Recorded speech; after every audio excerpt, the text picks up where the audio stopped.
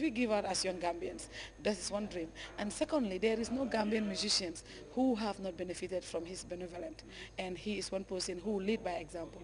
Then we said, okay, as keen followers of his initiative, we want to definitely give back to him, give back to his initiative and support his projects. That's why Pav is here. It's a 3-day program. We are having a Senegame Beach Hotel. Well, I think Fatou has said it all. Yeah, she has said it all. And we're so happy that we have him around. And the most important thing is the proceeds. And part of the proceeds is going to the girl child education, that's Fajab. So we're so happy to have him around. And the gala is at? Senegambia, that's tomorrow, 24th of February. So everybody should be there. And the dance? That's at Duplex, that's the 25th at Duplex. And then 24th for the kids, that's the 27th, 6th for the kids, that's the Putti Bar at Dream Park. And at the night, at Joko Brikama. So everybody, we're waiting. The Ministry of Higher Education, Research, Science and Technology, in collaboration with the National Training Authority, informs the public that His Excellency the President Sheikh Professor Alhaji Dr. Yahya Jammeh will officially lay the foundation stone of the Ndemban Ultramodern Skills Center today, Friday, February 24, 2012 at 3 p.m. in Foni Ndemban West Coast region. A media release from the said ministry invites cabinet ministers, National Assembly members, members of the diplomatic and consular corps, service chiefs, senior government officials, Sefolu, Alkaluru, APRC stalwarts and militants and well-wishers to the occasion. We'll take our first break now. The news continues right after.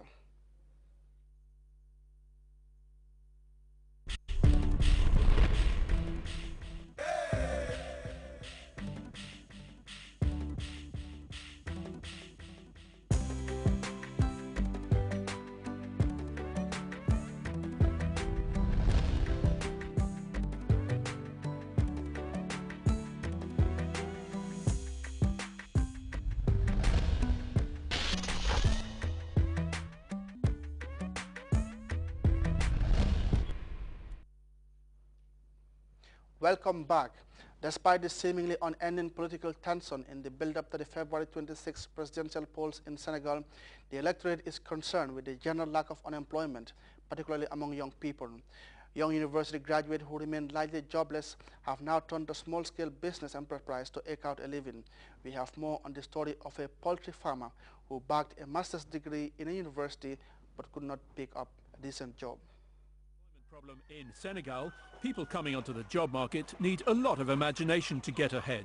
It's illustrated by the case of Yaka Fad, who launched a startup company raising chickens. The 29-year-old with a master's in international commerce found there were no jobs available when he graduated. I am getting by. I'm not complaining at all. The most important thing is to earn a living honorably without stealing or begging.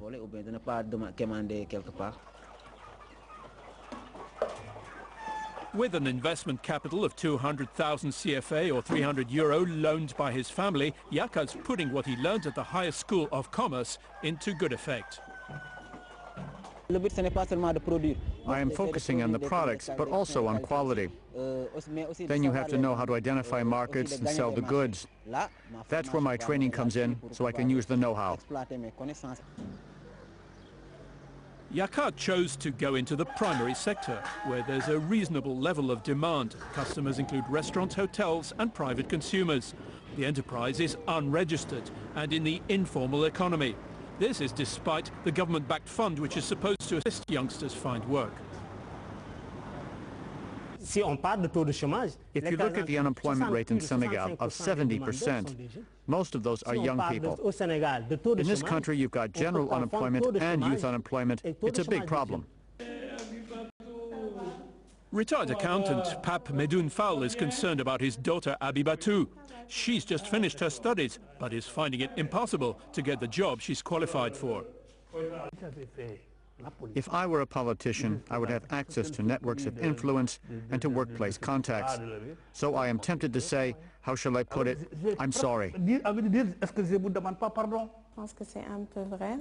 It's true, unfortunately. And it's sad to say. Some of my classmates had well-connected parents. And thanks to them, they found jobs. With a master's in commerce in her pocket, Abibatu is searching for a position. Meanwhile, she's helping out part-time in a real estate agency. What she really wants from political decision-makers is a fairer system in the jobs market. International condemnation has been swift and blunt following renewed bombing and selling of the Syrian city homes, which led to the killing of respected American journalist Mary Colvin and her colleague. The United States government described Syria's bombardment of homes as an act of shameless brutality. France, meanwhile, has called for an immediate cessation of all attacks on cities and towns by the Syrian army. We have details of that story in this report. By the United States as government forces continue to pound the city of Homs. The Baba Amr neighborhood, where 2 Western journalists were killed Wednesday, remains one of the main targets. American Marie Colvin and French photographer Rémi Ochlik died when shells hit the building in which they were sheltering. Images of carnage are emerging from the scene. Paris warns the Syrian regime will be held accountable. France holds the Syrian authorities responsible for the lives of its citizens. I formally ask the Syrian government to stop the attacks immediately and to respect humanitarian standards of behavior. Damascus denies it was responsible for the death of the journalists. It said they were in the country illegally. Over 7,600 people have been killed since the Syrian uprising began early last year. A United Nations Human Rights Commission says it's collected a detailed report on those responsible for human rights abuses. Leadership does not involve the murder of your own people or anyone else. It involves working with your people and finding solutions. And we've been very clear, therefore, that President Assad should stand aside. On Thursday, regional powers and Arab League representatives met in Tunis to consider actions which could be taken against the Bashar al-Assad regime.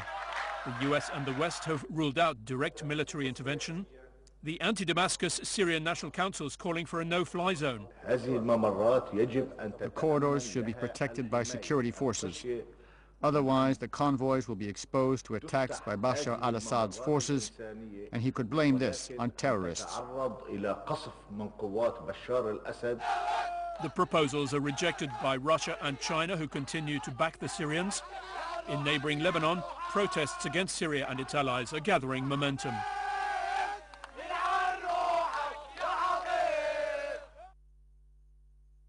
And before we go, a reminder once again of our headline-making stories.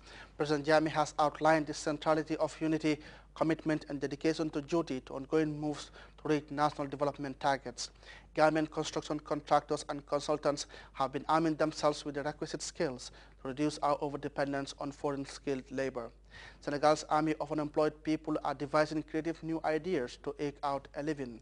And France has urged Syria to halt the unrelenting bombardment of towns and cities, but the regime in Damascus appears to be bent on crushing opponents it calls terrorists.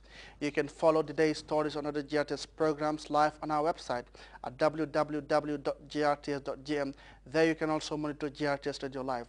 That brings us to the end of this edition of the news. Thanks for keeping us company, and stay tuned to enjoy the rest of our interesting programs. Until then, my name is Abubakar Dabo.